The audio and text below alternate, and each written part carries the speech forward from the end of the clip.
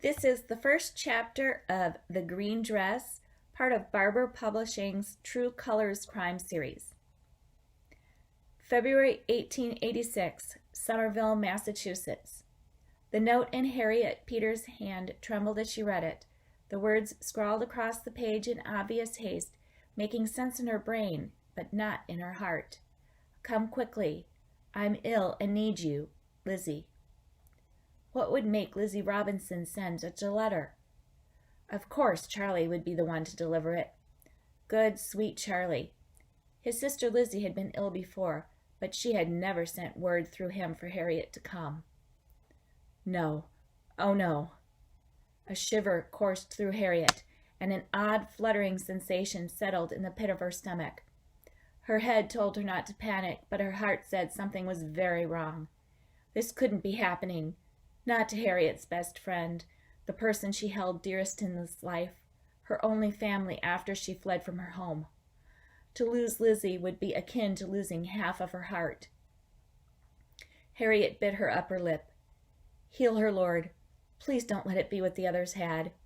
She peered at Charlie as he stood with his hands clasped, his grip so tight his knuckles were white. Is it like the other illnesses? With a single nod, Charlie shattered her world. Because his father, aunt, uncle, and sister had died of the same mysterious illness. Mrs. McGovern's hat would have to wait. Harriet shoved aside the flowers and threw the needle and scissors in her work basket. Once she turned the sign to closed on her millinery shop, she grabbed her dark green cloak and flung it around her shoulders. With a quick glance at the ribbons, thread, and notions scattered about her small workshop, she left the mess behind. Lizzie needed her more. Harriet dashed into the inky night. A bitter north wind tore through her cloak and bit at her ears. She bent her head to fend off the sleet that stung her cheeks. Though she did her best to hurry, the walks and streets were icy, slowing her too much. Charlie clung to her by the elbow, holding her from slipping on the glazed street. The howling gale kept them from all conversation. What if they were too late? No. Harriet pushed the thought from her mind and concentrated on picking her way to her friend's house. She had to make it in time to speak to Lizzie, to tell her she loved her, to thank her for all she had done for her. By the time they reached Holland Street, her toes had frozen to the point that she had no feeling remaining in them. She climbed the steps that led to the front porch of the gray Greek Revival-style house, the ornate portico sheltering her from the icy pellets. Darkness settled like a blanket around Harriet as she stood on the crooked step. The blackness was almost a physical presence, weighing down her shoulders. She couldn't draw a deep breath, the air around her thick and heavy. With shaking hands, she drew her cloak tighter. As she waited for Charlie to open the creaky door, sleet pinged off the dirty upstairs windows. Willie Robinson, his brother, stood just inside at the bottom of the stairs that led to the second-floor apartment the family occupied. As usual, he didn't smile, but grasped her by the upper arm and all but dragged her up the steps. I'm so glad you came. We really need you. Is it bad? Awfully terrible.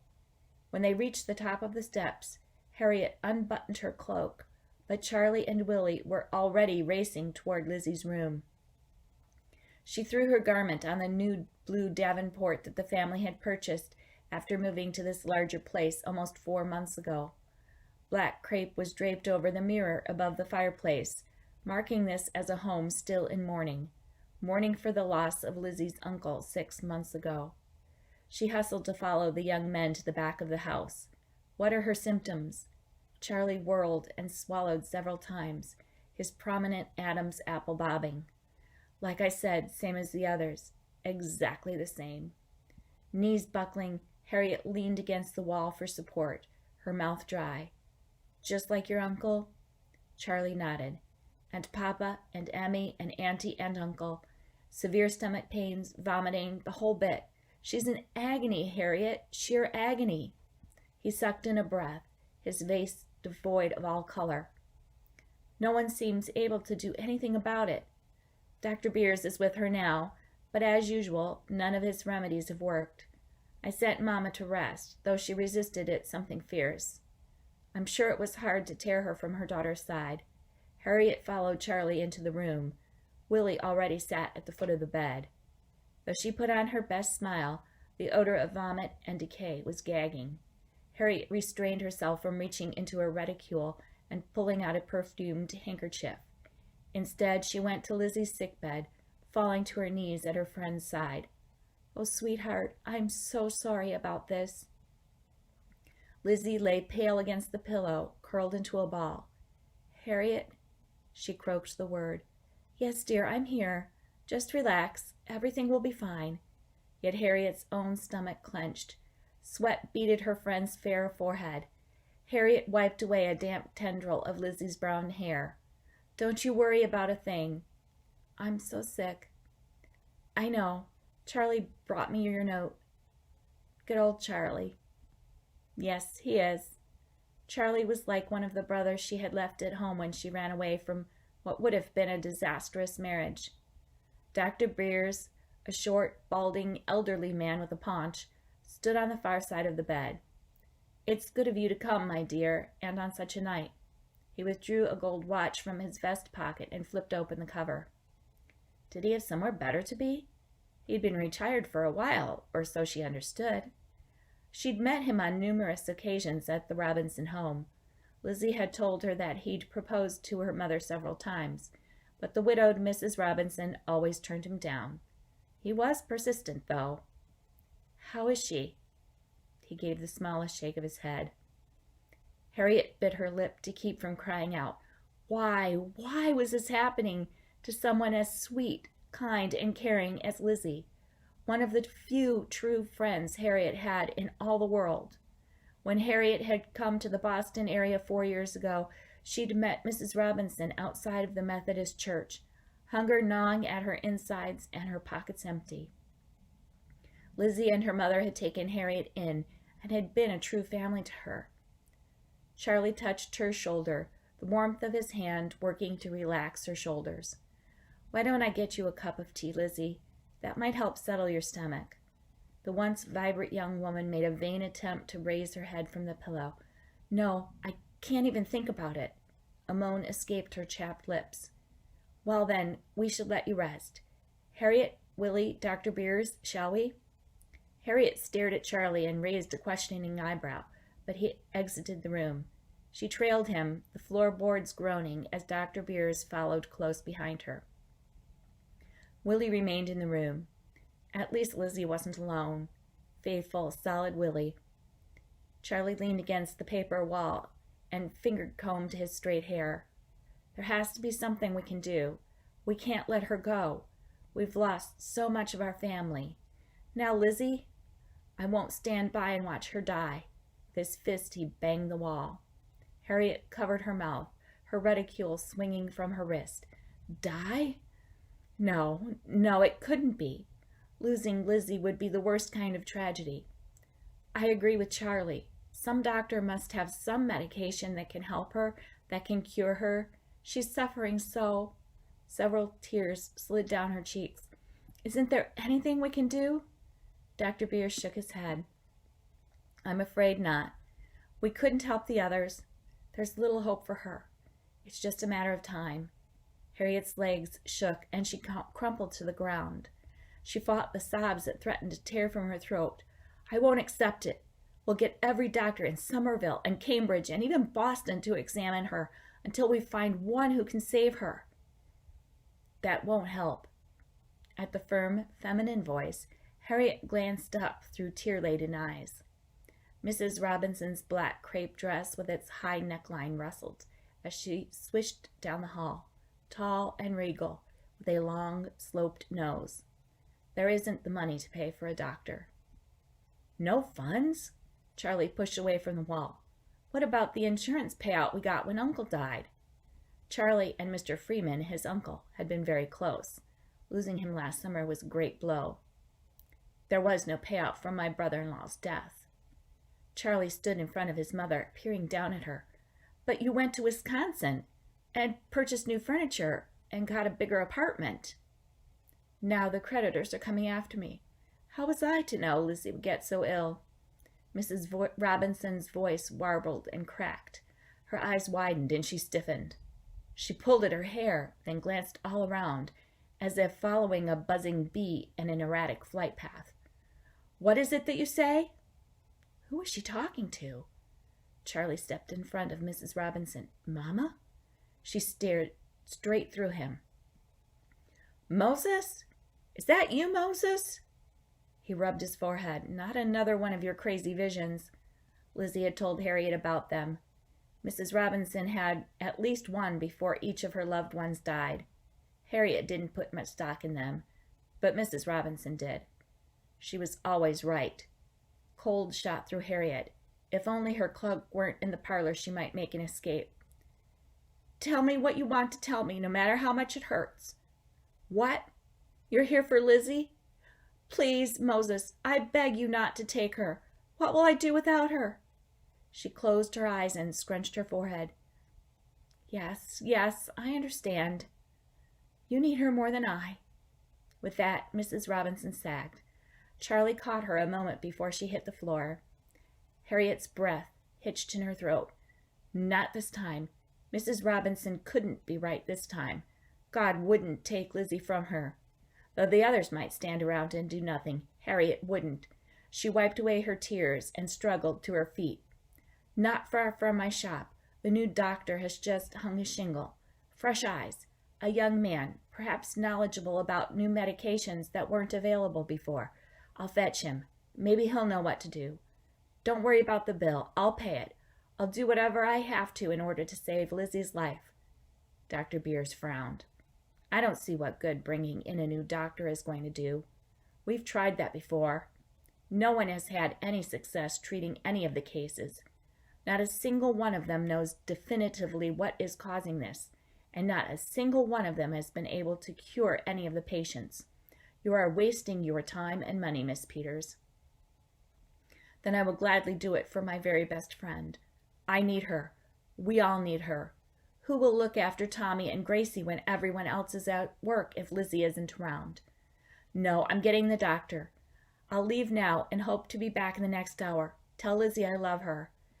Before any of them could brook a single objection, Harriet raced to the main living area, grabbed her cloak from the settee, and, still clinging to her reticule, hurried into the frigid night. All the way to the doctor's place, she prayed that Lizzie would live, and all the way, she feared for Lizzie's fate.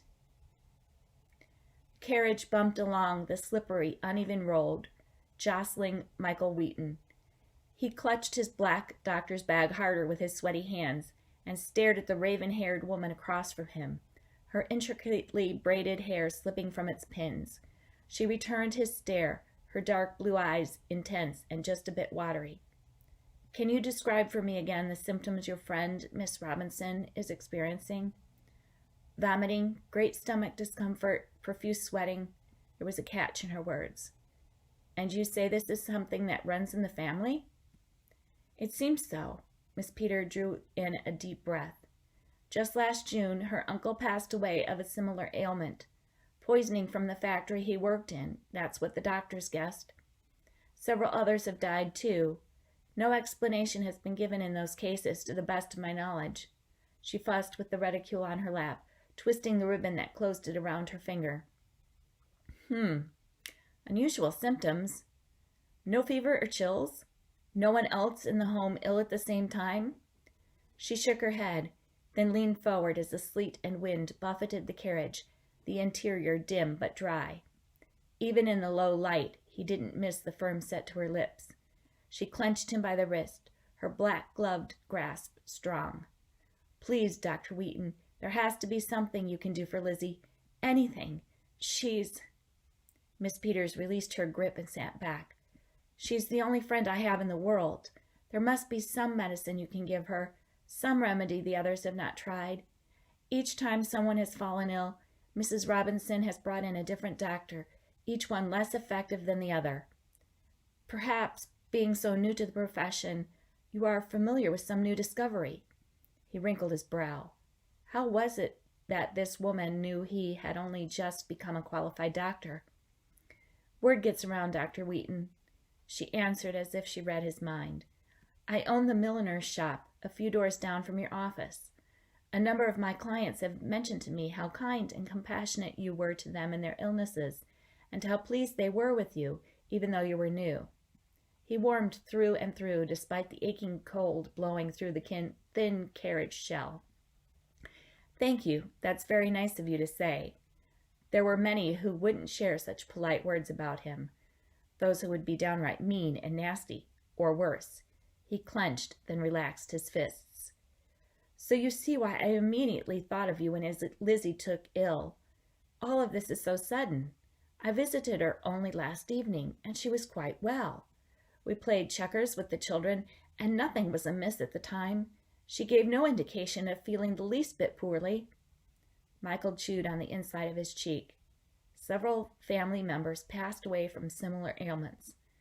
The last one from poisoning, supposedly from the factory where he worked. None of it made sense. He wiped his damp palms on his pants. How was he ever going to figure this out and save the young woman when others had failed? I'll know more after I examine Miss Robinson. Thank you.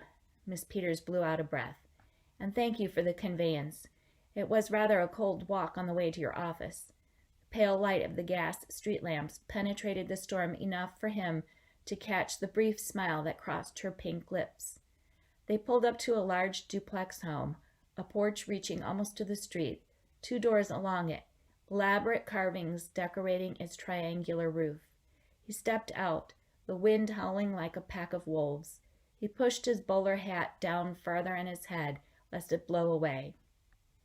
After he paid the driver, he assisted Miss Peters from the carriage, her hand tiny, but her step sure.